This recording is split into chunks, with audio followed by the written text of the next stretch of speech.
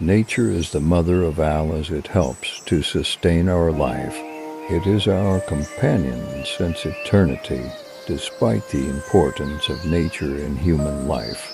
We are spoiling its balance due to our greediness millions of years ago, when the knowledge of man was not better than an animal.